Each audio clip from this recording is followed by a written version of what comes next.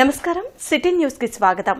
కృష్ణా గుంటూరు జిల్లాల పట్టభద్రుల నియోజకవర్గ ఎమ్మెల్సీ ఎన్నికలు ఈ నెల 27న జరగనున్నాయి. పట్టభద్రులైన ఓటర్లు తప్పనిసరిగా ఓటు హక్కును వినియోగించుకోవాలంటూ గుంటూరులో అవగాహన ర్యాలీ నిర్వహించారు. కలెక్టరేట్ నుంచి హిందూ కాలేజ్ కూడలి వరకు జరిగిన ఈ ర్యాలీలో జేసీ భార్గవతేజ, కమిషనర్ పులి శ్రీనివాసులు ప్రారంభించారు. ఓటు వినియోగం ప్రజాస్వామ్య పరిరక్షణలో భాగమన్న అధికారులు తమ ఓటు ఎక్కడ ఉందో తెలుసుకుని ఈ నెల 27న పోలింగ్లో పాల్గొనాలని కోరారు. కార్యక్రమంలో డీఆర్ఓ కాజావలి, ఇతర ఉన్నతాధికారులు పాల్గొన్నారు. ఎవరైతే ఓటర్స్గా నమోదై ఉన్నారో ఎలక్ట్రోల్లో ఇప్పటికే అప్లికేషన్ చేశాము. ఈ ఎలక్ట్రోల్లో వారి పేరు ఉన్నదా లేదా అనేది ఒకసారి వెరిఫై చేసుకొని ఉంటే ఎక్కడ ఏ బూత్లో నమోదైంది అవన్నీ కూడా వివరాలు తెలుసుకోవాల్సిన అవసరం ఉంటుంది. అదే మాదిరిగా ఓటు హక్కుని ప్రతి ఒక్కరు కూడా 27న జరిగేటటువంటి ఎలక్షన్లో తప్పనిసరిగా ఉపయోగించుకోండి. ఈ ఓటరు ఫెసిలిటేషన్ సెంటర్స్ కూడా మేము ఏర్పాటు చేశాము. ఇప్పుడు గుంటూరు నగరంలో చూసుకుంటే గుంటూరు నగరపాలక సంస్థ మెయిన్ ఆఫీసు సర్కిల్ ఆఫీసులో కూడా కొన్ని సెంటర్స్ పెట్టాము. ఇంకా అవసరాన్ని బట్టి తహసీల్దార్ ఆఫీసులో అట్లనే సెక్రటేరియట్, మెయిన్ సెక్రటేరియట్స్ ఎక్కడైనా ఉంటే అక్కడ కూడా ఏర్పాటు చేసేదానికి ప్లాన్ చేస్తున్నాం. కాబట్టి ప్రతి ఒక్కరూ కూడా ఈ ఓటు హక్కును వినియోగించుకొని మరి మీకు నచ్చినటువంటి క్యాండిడేట్ని ఎన్నుకోవాల్సిందిగా ఈ సందర్భంగా కోరుతున్నాం. ఫిబ్రవరి 27వ తారీఖున పోలింగ్ జరగబోతుంది.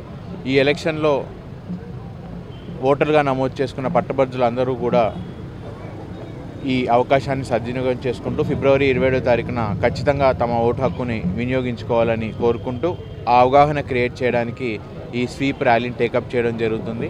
ఈ సందర్భంగా అందరికీ కూడా మరొకసారి మా నివేదన ఏమిటంటే, మీ పోలింగ్ స్టేషన్ ఎక్కడ ఉంది, మీ ఓటు నమోదైందా లేదా, ఎక్కడ మీరు ఓటు వేసే అవకాశం ఉంది అనేది తెలుసుకొని ఖచ్చితంగా 27వ తారీఖున మీ ఓటు హక్కుని వినియోగించాల్సిందిగా కోరుకుంటున్నాం. Thank you.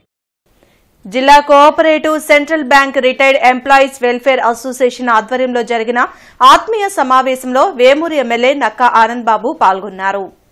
కృష్ణా గుంటూరు పట్టభద్రుల ఎమ్మెల్సీ ఎన్నికల ప్రచారంలో భాగంగా తెనాలిలోని నూకల రామకోటేశ్వరరావు కళ్యాణ మండపంలో గుంటూరు జిల్లా cooperative central bank retired employees welfare association సభ్యులను కలిసి ఈ నెల 27వ తేదీన జరగబోయే పట్టభద్రుల ఎమ్మెల్సీ ఎన్నికల్లో ఆలపాటి రాజేంద్ర ప్రసాద్ కు మొదటి ప్రాధాన్యత ఓటు వేసి గెలిపించాలని మాజీ మంత్రి వేమూరు ఎమ్మెల్యే నక్కా ఆనంద్ బాబు కోరారు.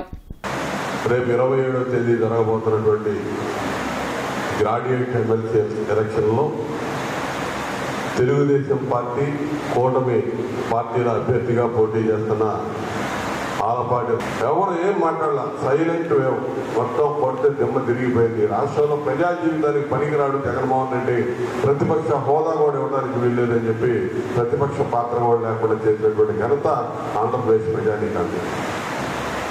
ఇవాళ 8 నెలల నుంచి మీరు అధికారం చూస్తా ఉన్నారు. అధికారంలోకి వచ్చిన తర్వాత వాళ్ళు చేసిన దుర్మార్గాలు, వాళ్ళు చేసిన విధ్వంసం సరి చేసుకోవడం సరిపోతా ఉంది.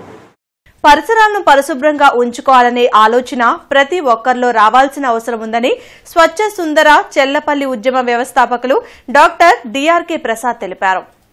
రామన్నపేటలోని జనచైతన్య వేదిక కార్యాలయంలో జరిగిన స్వచ్ఛ సుందర చల్లపల్లి ఉద్యమ అనుభవాలు పంచుకుందాం కార్యక్రమంలో ఆయన పాల్గొన్నారు. స్వచ్ఛ భారత్ స్ఫూర్తితో స్వచ్ఛ సుందర చల్లపల్లిని ఓ ఉద్యమంలో కొంతమందితో కలిసి చేపట్టినట్లు ఆయన వెల్లడించారు. డాక్టర్ డిఆర్కే ప్రసాద్ లాంటి వాళ్లను స్ఫూర్తిగా తీసుకుని యువత సమాజానికి ఉపయోగపడే కార్యక్రమాలు చేపట్టాలని జనచైతన్య వేదిక రాష్ట్ర అధ్యక్షులు లక్ష్మణ్ రెడ్డి సూచించారు. ఇది నాకు తెలిసి ప్రపంచంలో ఎక్కడా జరగకూడదు అనిపిస్తుంది. ప్రతిరోజు ఉదయం 4 నుంచి 6 దాకా వాకింగ్ చేసేవారు ఉంటారు, యోగా చేసేవారు ఉంటారు, ధ్యానంలో నిమగ్నమయ్యే ఉంటారు. కానీ రోడ్డు మీద రోడ్లు చిమ్ముతూ, డ్రైనేజ్ క్లీన్ చేస్తూ, మొక్కలు నాటుతూ, మొక్కలు పెంచుతూ, శ్మశానాన్ని అభివృద్ధి చేస్తూ, ఇట్లా బహుముఖ కార్యక్రమాలు చేస్తూ ఆ సమయాన్ని కేటాయించే వాళ్ళు చాలా అరుదుగా ఉంటారు, లేదా ఉండరని అనిపిస్తూ. ఒక మీటింగ్ పెడతానికి, కరపత్రం వేయటానికి, లేకపోతే అవగాహన సదస్సు పెడతానికి, లేకపోతే ఒక స్కూల్లోకి వెళ్ళి ఉపన్యాసం చెప్పడానికి అందరూ ఇంట్రెస్ట్గా ఉంటారు. కానీ రోడ్ల మీద రోడ్డుకి డ్రైన్ క్లీన్ చేసి చెత్త అంతా తీయడానికి ఎంత వస్తుందో నాకు తెలియదు. ఒక్కొక్క కార్యక్రమం కనుక సోషల్ యాక్టివిటీ మొదలు పెడితే అందులోకి ఎంతమంది వస్తారో తెలియదు. ఇప్పుడు ఆ స్వామి గారి ఇందులో కనుక పని చేయాలంటే మనలో ఎంతమంది వెళ్ళగలం, ఆ పని చేయగలంటే అది చాలా కష్టమైన, అంత తేలికైన పని కాదు ఆయన చేస్తున్న విషయం. అది అట్లాగే చెత్త తీయటం అనేది అంత తేలికైన విషయం కాదు. కానీ ఆశ్చర్యంగా 2013 డిసెంబర్ 20న మేము మా బజార్ మొదలుపెట్టింది అసలు స్వచ్ఛ భారత్ అనగానే గుర్తొచ్చింది మా ఊరు గంగువారిపాలెం రోడ్డు అంటారు, అది మేమే గుర్తొచ్చాం. 2014 నవంబర్ 12 నుంచి దాని పేరు స్వచ్ఛ చల్లపల్లి అని పెట్టి యుద్ధ ప్రాతిపదికన డొంక రోడ్డు రైల్వే బ్రిడ్జి పనులు అధికారులు చేయిస్తున్నారు. ఫిబ్రవరి నెలాఖరు కల్లా రాకపోకలు ప్రారంభించాలనే లక్ష్యంతో పనులు వేగంగా జరుగుతున్నాయి. డొంకరోడ్లోని 300 బ్రిడ్జ్ ఆధునీకరణ పనులు గత 4 నెలలుగా కొనసాగుతున్నాయి. అయితే ప్రజల ఇబ్బందులను దృష్టిలో పెట్టుకుని త్వరగా 300 బ్రిడ్జ్ పనులు పూర్తి చేయాలని అధికారులు ప్రయత్నిస్తున్నారు. దాదాపు బ్రిడ్జి పనులు పూర్తయి రంగులు వేసి అప్రోచ్ రోడ్ పనులు మొదలుపెట్టారు. 300 నుంచి రాకపోకలు లేకపోవడంతో ఎన్నో ఇబ్బందులు పడుతున్నామని, త్వరగా బ్రిడ్జి పనులు పూర్తి చేయాలని స్థానికులు కోరుతున్నారు. అంటే ఇప్పుడు రోడ్డు వేయాలంట ఇటువైపు రోడ్డు వేయాలి. 25కి అయితే అంటావా? అవ్వదు సార్, పని చేస్తూనే ఉన్నారు కాబట్టి మరి ట్రాఫిక్తో ఇబ్బంది పట్టాలా? ఇబ్బంది ఏమైనా సార్, అటువైపు అయితే మరీ ఎక్కువ సార్, రైల్వే ట్రాక్ అరగంట పైన పడుతుంది, గేటు పడుతుంది. వైఎస్ఆర్సీపీ అధినేత వైఎస్ జగన్మోహన్ రెడ్డి మిర్చి రైతుల సమస్యలు తెలుసుకునేందుకు వస్తే టీడీపీ నేతలు పిచ్చి ప్రేలాపనలు చేయడం సిగ్గుచేటని ఆ పార్టీ నగర అధ్యక్షురాలు తూర్పు నియోజకవర్గ సమన్వయకర్త షేక్ నూరి ఫాతిమా ధ్వజమెత్తారు. మంగళదాస్ నగర్లోని ఆమె కార్యాలయంలో విలేకరుల సమావేశంలో మాట్లాడారు. కేవలం డైవర్షన్ పాలిటిక్స్ లో భాగంగానే టీడీపీ నేతలు అక్కసు వెళ్లగక్కుతున్నారని ఆరోపించారు. తూర్పు నియోజకవర్గ ఎమ్మెల్యే నసీర్ అహ్మద్ జగనన్నపై విమర్శలు చేయడం హాస్యాస్పదంగా ఉందన్నారు. టాపిక్ డైవర్షన్ పాలిటిక్స్ చేస్తున్నారు. జగన్మోహన్ రెడ్డి గారు వచ్చింది అక్కడ రైతులు సమస్యలు తెలుసుకొని రైతుల దగ్గర నుంచి వాళ్ళకి గిట్టుబాటు ధర ఇప్పించే విధంగా ఈ ప్రభుత్వం చర్యలు తీసుకోవాలని చెప్పి ఉద్దేశంతో జగన్మోహన్ రెడ్డి గారు రావడం జరిగింది. కానీ నజీర్ అహ్మద్ గారికి తెలియదేమో, అసలు రైతుల దగ్గరికి వెళ్తేనే కదా ముందు తెలిసేది వీళ్ళకి, రైతుల దగ్గరికి వెళ్ళి మాట్లాడితే కదా వీళ్ళకి తెలిసేది. ఏదో జగన్మోహన్ రెడ్డి గారి ప్రభుత్వంలో 7,000 లేకపోతే 10,000 వచ్చినాయి కింటాలకి అని అంటున్నారు. కానీ జగన్మోహన్ రెడ్డి గారి ప్రభుత్వంలో మేము అనుకుంది ఏంటంటే 20,000 మేము ఇప్పించామనుకున్నాం, కానీ దాదాపుగా 30,000 వరకు కింటాల్ వచ్చింది చెప్పి రైతులు చెప్తున్నారు. అదొక్కసారి దృష్టిలో పెట్టుకొని మీరు మాట్లాడాలి, తెలుసుకొని మాట్లాడితే బాగుంటుంది. అంజుమన్ సంస్థలకు సంబంధించి ఏనాడూ లేని విధంగా సొంత లాభాల కోసం ఎమ్మెల్యే నసీర్ అహ్మద్ వినియోగించుకుంటున్నారని నూరి ఫాతిమా ఆరోపించారు. ఈద్గా ప్రాంతంలో ఇష్టానుసారంగా వ్యాపారాలకు ఇచ్చేశారని మండిపడ్డారు. అక్కడ ప్రేయర్స్ జరుగుతూ ఉంటాయి.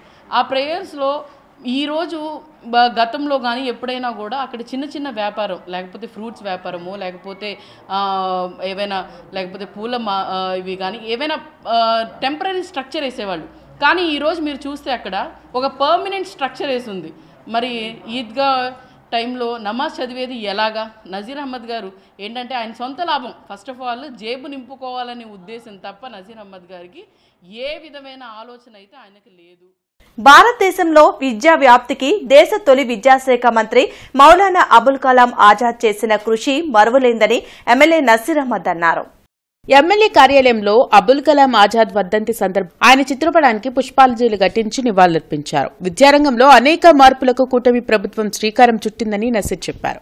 విద్యతోనే ఉన్నత శిఖరాలు అధిరోహించవచ్చనే విషయాన్ని ప్రతి ఒక్కరు గుర్తించాలన్నారు. అలాగే ముస్లిం సమాజాన్ని కించపరిచేలా ఎలాంటి పనులు చేయాల్సిన అవసరం తనకు లేదని స్పష్టం చేశారు. ఈరోజు కొంతమంది నాయకులు, నాకైతే పేర్లు చెప్పడం కూడా ఇష్టం లేదు, కనీస ఇంకిత జ్ఞానం లేకుండా సమాజంలో రాజకీయాలే పరమావిధిగా పనిచేస్తున్నటువంటి పరిస్థితులు ఉన్నాయి. ఎందుకంటే ఇప్పటికే గుంటూరు తూర్పు నియోజకవర్గంలో అనేక రకాలుగా సమాజంలో మార్పులు కనిపిస్తూ ఉన్నాయి. నిన్న కొంతమంది మాట్లాడుతూ AM college, Andhra Muslim college గురించి చెప్పడం జరిగింది.